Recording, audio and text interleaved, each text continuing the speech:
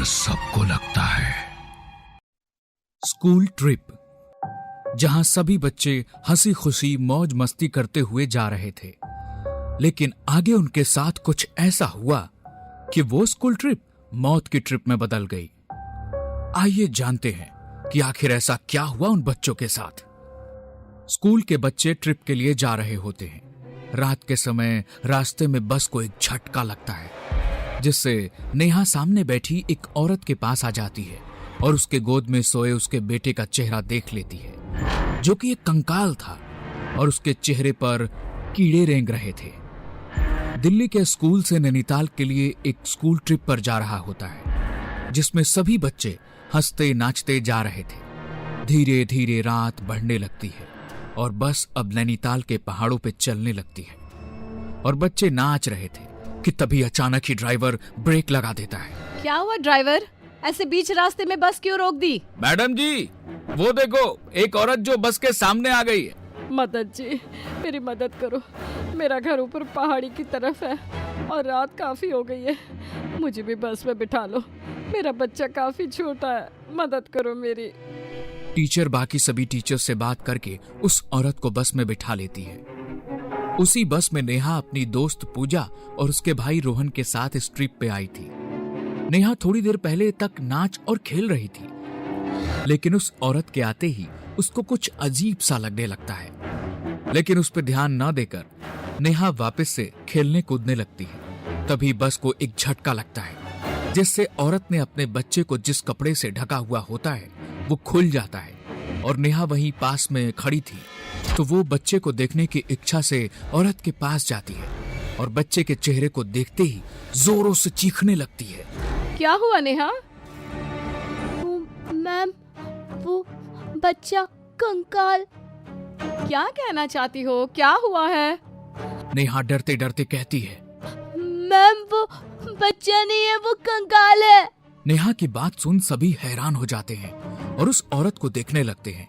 तभी वो औरत हंसते हुए अपने बच्चे का चेहरा खोलकर सभी को दिखा देती है और वो एक नॉर्मल सा बच्चा ही था। नेहा, वो देखो बच्चा ही तो है। देखो, तुम्हें ही देख रहा है। सभी लोग अपनी अपनी जगह पर बैठ जाते हैं और नेहा भी अपनी सीट की तरफ जाने लगती है और जाते जाते वो बच्चे को दोबारा देखती है। इस बार बच्चा बिल्कुल नॉर्मल दिख रहा था। नेहा भी शांत हो जाती है और सभी फिर से मौज मस्ती करने लगते हैं। तभी औरत कहती है, बस मैडम जी, यहाँ ही रोक दीजिए बस। और वो औरत बस से उतर जाती है और जाते वक्त उसके बच्चे का खिलौना बस में ही गिर जाता है, जो रोहन उठाकर अपने पास रख लेता है। उसके जाने के बाद नेहा जब खिड़की से उस औरत को देखती है तो वो बस के पीछे की तरफ जा रही होती है और तभी अचानक ही औरत अपना सर घुमाकर नेहा को देखने लगती है और एक शैतानी हंसी हंसती है। तभी नेहा अपनी टीचर को देखने को कहती है। तभी वो औरत अपना सिर वापस से घुमाकर नीचे की तरफ को ही जाने लगती है। मैम, मैं सच कह रही हूँ, वो बिना घुमे ही पूरा सर घुमाकर मुझे देख रही थी। नेहा, मुझे लगता है तुम कुछ ज्यादा ही थक गई हो। और इतनी ही देर में बहुत तेज आवाज होती है और बस एक बार फिर रुक जाती है। क्या हुआ? ये कैसी आवाज थी? मैम, वो बस का एक टायर पंचर हो गया है, अब तो ये कल ही ठीक होगा। सभी टीचर्स आपस में बात करते हैं और पास के एक होटल में रुकने को कहते हैं। सभी बच्चे डिनर करके सोने के लिए अपने अपने कमरे में जाने लगते हैं। नेहा, पूजा और पूजा का भाई एक ही रूम में रहने वाले थे, क्योंकि पूजा का भाई काफी छोटा था, इसलिए पूजा उसको अपने साथ ही रखती है। और इस वक्त रोहन के पास वही खिलौना है जो उस औरत के बच्चे का था। रोहन उस खिलौने के साथ तब से खेल रहा था और तीनों अपने कमरे में आ जाते हैं। कमरा बहुत सुंदर था और उनके कमरे की खिड़कियों से हल्की हल्की ठंडी हवा आ रही थी।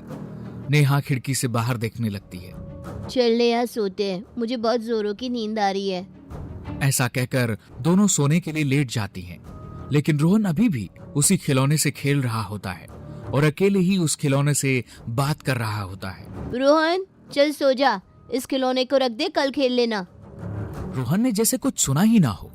इस बात से पूजा चिढ़ जाती है और रोहन के पास जाकर उसका खिलौना उसी खिड़की के बाहर फेंक देती है। रोहन गुस्से में पूजा को देखने लगता है और एकदम से चीखने लग जाता है। मेरा खिलौना दो, मेरा खिलौना दो, मेरा खिलौना दो। क्या हुआ इसको? ऐसे क्यों बोल रहा है ये तो मुझे भी नहीं मालूम। जब से यहाँ आया है तब से उसी खिलौने के पीछे पड़ा हुआ है। रोहन चुपचाप एक कोने में बैठा बैठा रोने लगता है। वो मेरा खिलौना था, वो मेरा था, वापस दो मुझे अब। रोहन चुपचाप आकर सो जा, बहुत हो गया तेरा ड्रामा। इतने में ही उनके रूम की लाइट बंद हो जाती है। चारों तरफ एकदम अंधेरा हो जाता है और तभी नेहा कहती है, पूजा लगता है लाइट चली गई है।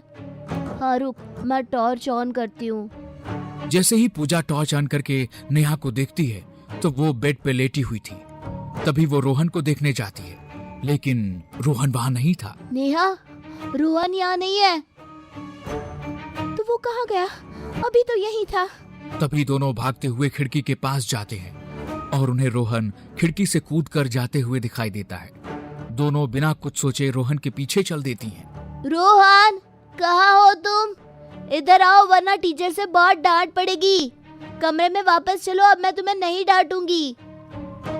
रोहन ने पहले तो ऐसा कभी नहीं किया, अचानक ऐसा क्या हो गया उसको? तभी दोनों देखते हैं रोहन आसपास कहीं नहीं है और दोनों जंगल के बीचों बीच थी, लेकिन रोहन दूर दूर तक कहीं नहीं दिखाई दे रहा था। तभी दोनों को रोहन की आवाज आती है और उसी डायरेक्शन में जाने लगती है। दोनों देखती हैं कि एक गड्ढे में से आवाज आ रही है।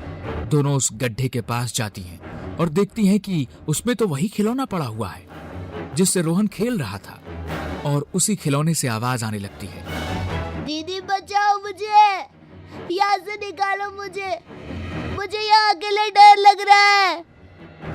ये तो वही खिलौना है ना, उस औरत के बच्चे के पास था। हाँ, जाते वक्त ये खिलौना रोहन ने उठा लिया था, लेकिन इस खिलौने से रोहन की आवाज कैसे आ रही है और रोहन है कहाँ? कुछ तो अजीब है यहाँ। तभी जोरदार चीख के साथ वो खिलौना गड्ढे में से गायब हो जाता है और ये देख दोनों वहां से भागने लगती हैं और भागते हुए वो एक घर के पास पहुंचती हैं। पूजा, इस घर में चलो, हमें इनसे मदद लेनी चाहिए। दोनों उस घर के अंदर जाती हैं। घर बिल्कुल वीरान पड़ा हुआ होता है। कोई है घर में? हमें मदद चाहिए। तभी उस घर में से वही औरत निकल कर आती है। क्या मदद चाहिए बच्चों? तुम यहाँ? हाँ, ये मेरा घर है। बोलो क्या चाहिए तुम्हें? मेरा भाई इन जंगलों में कहीं खो गया है, उसको ढूंढने में मदद चाहिए। मैं कहीं नहीं जा सकती, मेरा बच्चा घर पर अकेला है। तभी नेहा की नजर बच्चे के हाथ पे जाती है जिसके पास रोहन जैसा ही एक और खिलौना था। ये देख नेहा उस बच्चे के हाथ से वो खिलौना छीन लेती है। ये तुमने क्या किया? वापस दो जल्दी से, ये मेरे बेटे का है, तुम्हें इसकी सजा जरूर मिलेगी। ये खिलौना तो रोहन के पास भी था। कहाँ है रोहन? क्या किया है तुमने उसके साथ? तभी औरत की गोद में बच्चा रोने लगता है और वो बच्चा रोहन होता है जिसकी आंखें अब लाल लाल हो रखी थी। और ये देख नेहा उस खिलौने को घर के बाहर फेंक देती है। रोहन उल्टा दीवार पे चलते हुए घर से बाहर चला जाता है और वो औरत देखते ही देखते खौफनाक चुड़ैल में बदल जाती है और हवा में उड़ते हुए दोनों के पीछे पड़ जाती है। पूजा और नेहा वहां से भागते भागते घर के बाहर आ जाते हैं जहां उन्हें रोहन भी दिखाई दे जाता है, लेकिन अब वो एक खिलौने में बदल चुका था। पूजा और नेहा दोनों अपनी जान बचाते हुए जंगल से बाहर जाने लगते हैं कि तभी पूजा को रोहन की आवाज आती है। दीदी, मुझे यहाँ छोड़कर मत जाओ, मेरे पास रुक जाओ तुम भी। देखो ना मुझे कितनी चोट लगी है, मुझे बहुत दर्द हो रहा है दीदी। पूजा, वो रोहन नहीं है, मत जाओ आगे, वो तुम्हें भी मार देगी। वो चुड़ैल है, रोहन को उसने पहले ही मार दिया है, अब वो तुम्हें भी मार देगी। मत जाओ उसके पास। नहीं, वो रोहन है, मुझे बुला रहा है, मुझे उसके पास जाना है। वो देखो, वो रोहन है, उसको कितनी चोट लगी है। और पूजा रोहन के पास जाती है। तभी वहां वही औरत आ जाती है और पूजा और रोहन को अपने साथ उड़ाकर ले जाती है। ये देख नेहा वहां से भागने लगती है और भागते भागते रोड पे आ जाती है और थक कर बेहोश हो जाती है। और अगले दिन वह जब उठती है तो देखती है कि जंगल से पूजा और रोहन दोनों की डेड बॉडी मिली है। किसी को मालूम नहीं होता कि आखिर दोनों के साथ क्या हुआ था।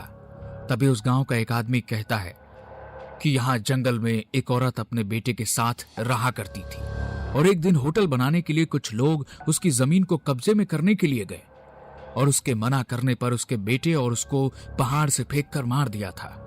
तब से उसकी आत्मा यहाँ पर आने वाले बच्चों को मार देती है और अपने साथ ले जाती है। अगर इस बारे में पहले पता होता तो शायद स्कूल वाले ट्रिप लेकर यहाँ नहीं आते और ना ही पूजा और रोहन की जान जाती। तभी नेहा देखती है रोहन का खिलौना उसकी लाश के पास है और उसकी आंखें चमक रही हैं।